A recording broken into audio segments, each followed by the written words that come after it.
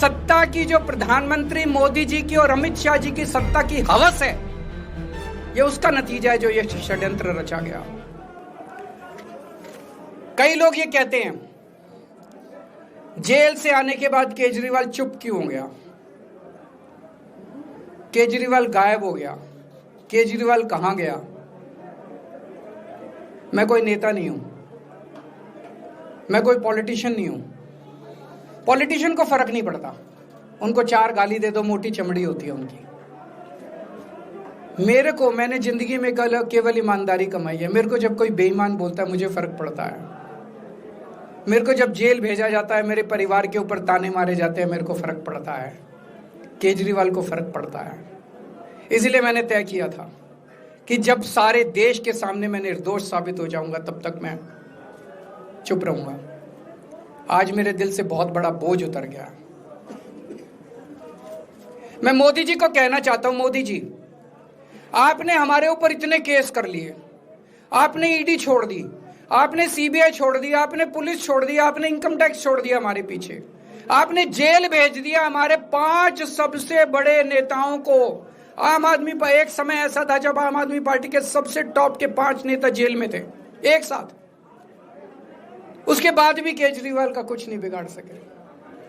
अब तो एक ही तरीका बचा है मोदी जी केजरीवाल से निपटने का, केजरीवाल का कत्ल करवाना पड़ेगा, केजरीवाल की हत्या करवानी पड़ेगी। उसके अलावा अब केजरीवाल आपसे संभलने वाला नहीं है। अब आपके बस का नहीं है केजरीवाल, आपने सब कुछ करके देख लिया, अब केजरीवाल का कत्ल ही करवाना पड़ेगा। और एक तरीका है, मैं पहले भी बोल चुका, लेकिन वो मोदी जी के बस का नहीं है। मैंने 500 स्कूल बनवाए दिल्ली में, आप 5000 स्कूल बनाओ।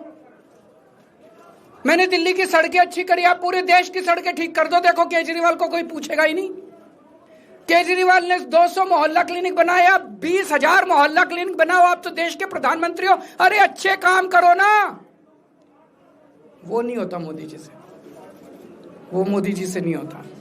मैं उनको कहना चाहता हूं, प्रधानमंत्री जी, केवल सत्ता की जो प्रधानमंत्री मोदी जी की और अमित शाह जी की सत्ता की हवस है, ये उसका नतीजा है जो ये षड्यंत्र रचा गया।